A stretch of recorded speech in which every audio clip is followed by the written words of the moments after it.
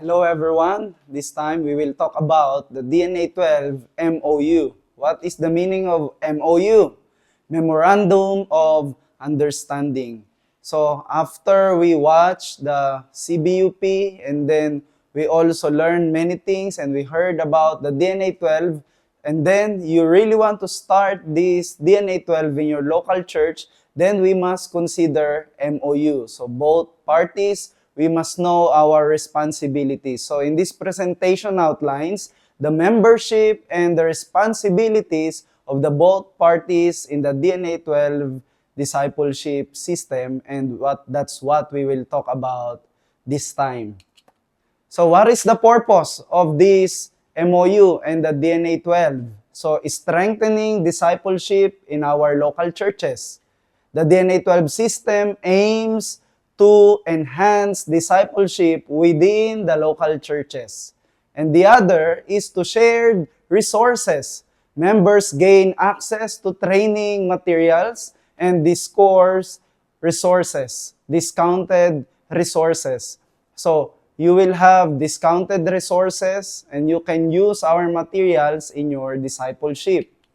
Now, what is the membership benefits? If you are the member of the DNA 12, so you will see that in the MOU, in the Memorandum of Understanding, you will see that one of the point there, the first point is about membership. So if you are the member, number one, there is training. You can be trained. Your church can grow and you can know about the DNA 12 and you can start this training and this system in your local church. Members receive training to improve their discipleship skills. And then, second, we have resources access. So, there are many churches who really wants to do discipleship, but sometimes they are lack of material resources. They don't know what to teach. They don't know what kind of materials they will use. So here in DNA 12, if you are the member of DNA 12, then you can use our resources. So you can have access to use our materials. Members can purchase DNA 12 materials at a discounted price. So the price will be discounted. Like, for example, there is one material we actually spend around 120 peso in Philippine money, 120 peso to make that material, but we are selling it half price. So we sell actually 50 peso, it's more than a half price. So in this way, we are selling and we want to help the local churches to grow and to start discipleship. And also, if you are member of DNA 12, then we have camps in this place. Twice a year, we are doing camps, transformation camp, and all generation camp. So if you are members, you will be discounted in every camp that we will have. So it depends how much we will have the registration fee in our camp. But whenever we have camps, all the members will be discounted. It's automatically will be, discounted in our camps. And then third, community events. So members can participate in events like what I said, camp, conference, and seminars. So because here in DNA 12, we are not only doing the discipleship system, we have also camps, we have seminars, conference, and some missions, and your church can be part of those events. So if you are member of this DNA 12, you can be part of other ministries that we are doing. And like, for example, we have mission, we can do mission in your local church. If we have evangelism, if we have crusade, and like, for example, we will have sport fest, then your church can participate. You can join together and do together this kind of things. So that's one of the benefits becoming a member of our DNA 12. You will have training, resource, access, and community events you can participate. And then next, the responsibility. Now, if you will be a member of this DNA 12, what responsibilities you will have? Okay, so actually the responsibilities is very important. For the members, they need to report. they need to share. Members share reports and feedback on their discipleship progress. Because for us, we want to know the progress of your discipleship so that we can know how to pray for you, how we can help, and how we can cooperate with the local churches through this reporting. So our reporting, don't worry, we have an easy way of reporting. So we provide also the feedback form, and then as a pastor, you just write down the feedback of your discipleship in your church, and then take a picture and send in our group chat. That's how easy you can report and we can see. And then once a month, we also have assembly, DNA 12 assembly. That time, we also have sharing time and feedback time. So personally, we can also ask and you can also share about the feedback of your discipleship. So through online, and then once a month, you can share the feedback every DNA 12 assembly. And of course, if you become the member of the DNA 12, one more thing is commitment. We need to have this kind of commitment. Members demonstrate a willingness to make disciples in their churches. So we are not doing this, DNA 12, just to teach the local churches, but also we ask all the members, all the churches who are part of DNA 12 to commit themselves making disciples in their local churches. So we need to have this kind of commitment.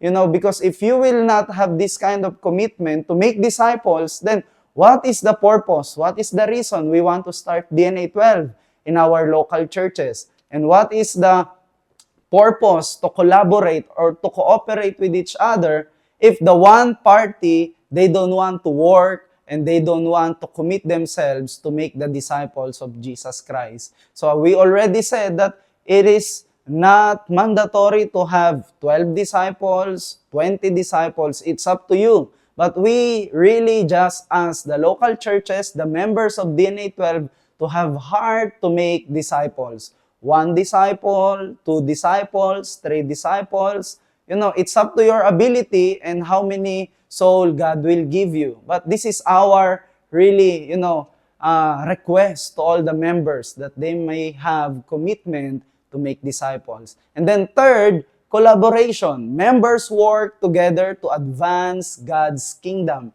So as a member of DNA 12, we also ask every churches to collaborate or cooperate, because DNA 12 is not only a system for discipleship, but also it is a movement. Our movement is to expand God's kingdom by making the disciples of Jesus Christ.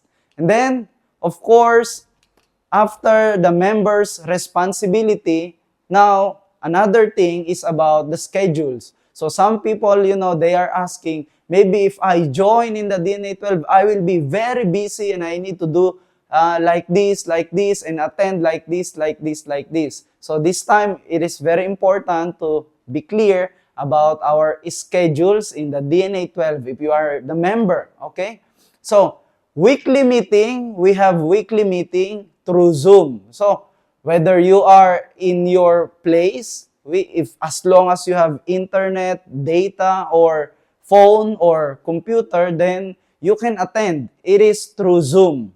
Now, there is option. If you have emergency or really busy, you have work, something, we also ask like one of your member to be a representative, one of your leader to be a representative so that they can attend the Zoom meeting. Why Zoom meeting is very important? Because there, we give the announcement and we give some updates about DNA 12. So, if you will not attend, then how can you know what's going on in the DNA 12 where you belong? So, this is very important so that you know about the DNA 12 and you can be updated about the DNA 12. So, it is once a week. And then, how long? Usually, the Zoom meeting is 1 hour or less than 1 hour. So, you can just set your time to attend in our meeting. So, every province or every area, sometimes we make the different time about our meetings. So, like for example, we have one of our meeting is Wednesday every 2 p.m., 2 to 3 p.m. Those who are available at that time, then we gather together through Zoom. And also, we have monthly gatherings. So this gathering is monthly, usually every last day of the month. So if you are member, we must come during that time. Why? Because that's the only time we can see each other. Just think about this. You are member of the DNA 12 and we don't know each other. It's very sad. We are working together but we don't know each other. We don't have relationship. And if we don't have good relationship because we are not meeting even once a month personally, we cannot have cooperation and collaboration. So every assembly, we have some fellowship. We also have some feedback time, prayer time, and have time together once a month. Once a month. So if you will just think about the whole year, only 12 times we will gather. Only 12 times. So that's why we ask every member, let's gather together even once a month so that we can pray, have fellowship, and then we can also share our hearts, our agendas, and update about our discipleship. And about the conferences, our conference depends on the schedule. This is not regular. So sometimes we have some events and we ask you also to come. Like we have Ad Fontes or we have discipleship training.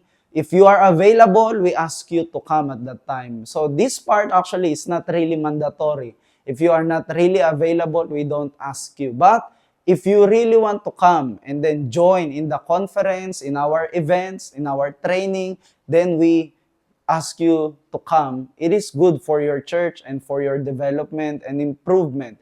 And then every 3 months, we must have graduation. So the graduation venue depends on your availability. Like for example, you finish the discipleship in your church, and then 3 months, you can do graduation in your local church, or you can do graduation here in our headquarters, in our mission center.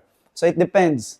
Okay, so we send you the certificate, and then you can do in your church so that your congregation can see those who graduate and finish the DNA 12. And we also have annual events, like a yearly event. So, like every year we are doing. So, if you are member, we must attend in this yearly. Okay, when we say annual events, this event is once a year. So, it's not really, it will not really take your time because we have 365 days in 1 year, and this event is only once. So, that's why you can set your schedule. Don't worry, we also send the 1 year schedule in advance so that we can make plans about our schedules. We can know how we can adjust and set our schedules for 1 year.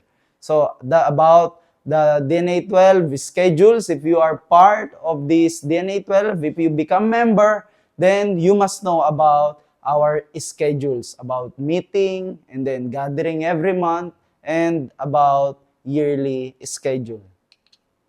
So there's key takeaways. Okay, first about the community. DNA 12 fosters a supportive community of disciples. And impact, members work together to make a positive impact in their churches and communities. About the growth, the program provides resources and training to enhance discipleship. So, what is the next step? Review the program, details, and responsibilities. So, before the MOU, of course, we ask you to read it once again and to have some question, and we will answer. So, you can connect with us, contact our group, and if you are sure, you can join and start the DNA 12 in your local churches. So, in conclusion about this, DNA 12 offers a structured and supportive framework for discipleship growth. By participating in the program, members can enhance their skill and connect with others, make a lasting impact in their churches and communities. So thank you so much for listening about the MOU of DNA 12. Hopefully, we can join and work together for God's kingdom. Thank you.